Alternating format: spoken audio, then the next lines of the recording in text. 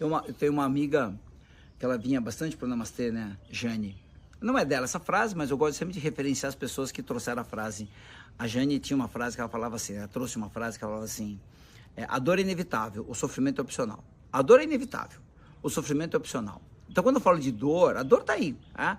O sofrimento é o grande problema, e o sofrimento é quando eu não acolho, o sofrimento é quando eu não aceito. Então, dessa dor que eu quero trazer aqui, né, quando a dor não acaba, é porque eu não estou aceitando, eu estou brigando. Jung tem uma frase, né, Jung traz uma frase que diz assim, enquanto você resiste, a dor persiste. É a gente brigando, né, é a gente lutando contra aquilo, é a gente não querendo aceitar aquilo que está acontecendo, não se conformando, né, com aquela dor, com aquele processo, com aquilo que aconteceu na minha vida, com aquela injustiça que houve, e a gente fica brigando, e aquela dor só vai aumentando, ela não vai embora, porque eu fico resistindo. E a ideia é que a gente possa, a ideia, né, na verdade é que eu possa soltar, abrir mão dessa dor. E quais são os processos que abrem mão, né? O perdão é um processo, quando eu consigo perdoar, quando eu consigo compreender, quando eu consigo aceitar, eu abro mão daquela dor que vai me consumindo, eu abro mão daquele sofrimento que vai me apertando. O problema é que, egoicamente, eu fico preso a essa dor. Eu falo, a vítima, ela fica presa nessa dor. Ela quer se deixar de ser vítima, mas ela não sabe não ser vítima. Então, quando ela pensa em não ser vítima, ela não sabe, então ela volta a esse lugar. É como se a dor pertencesse a ela, o sofrimento pertencesse a ela, né? E quem é ela se não sofre mais? Então, egoicamente, é um ego gritando, eu sou visto quando eu sou vítima. Eu sou visto quando eu conquisto, né? Eu sou visto quando eu sou o primeiro, que traz dor. Ser o primeiro, presta atenção, ser o primeiro sempre também traz dor. Eu tenho um cliente que a dinâmica dele, ele fala, a frase dele é, o segundo é o primeiro dos perdedores. Então ele sempre tem que ser o primeiro, que é algo difícil, é uma luta diária, sempre ser o melhor. Mas quem sou eu se eu não sou o melhor?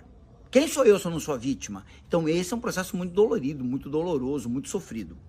E o caminho, para mim, sempre é esse caminho do autoconhecimento, é entender em que momento que eu, criança, aprendi que eu tinha que ser o primeiro. Eu, criança, aprendi que quando eu apanho, isso também é uma tensão. Um amigo muito próximo, assim, né? Muito próximo, assim, ele já é falecido, mas, puta, deixou muita saudade, né? O Tuco. Ele tinha uma frase, também não era dele, mas, putz, é outra pessoa também que eu referencio muitas frases que ele trouxe para nós aqui. Ele falava assim, um beijo é melhor do que um tapa é melhor do que nada. Então, para algumas pessoas, né, o desprezo é alguma coisa, porque o desprezo ainda conecta, a dor, a raiva ainda conecta, né, a humilhação ainda conecta.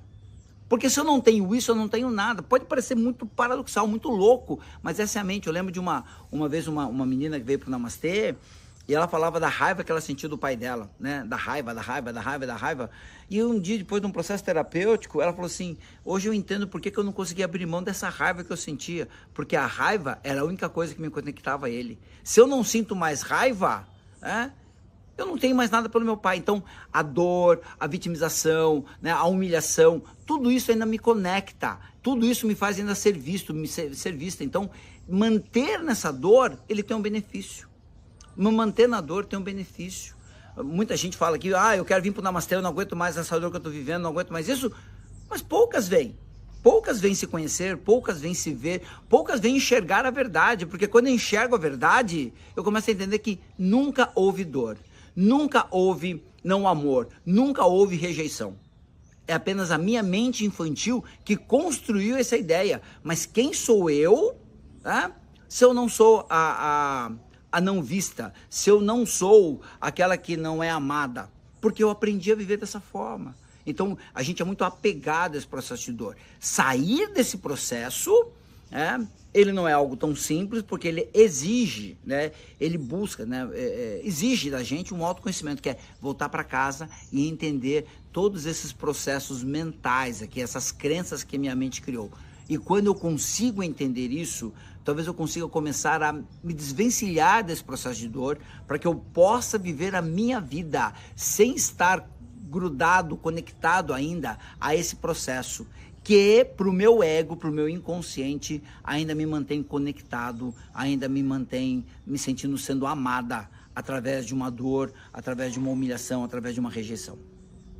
Processo complexo, mas importante e necessário ser visto para que a gente possa se desconectar desse processo de dor, para viver também uma vida mais em paz, mais tranquila, uma vida mais harmônica, talvez. Namastê.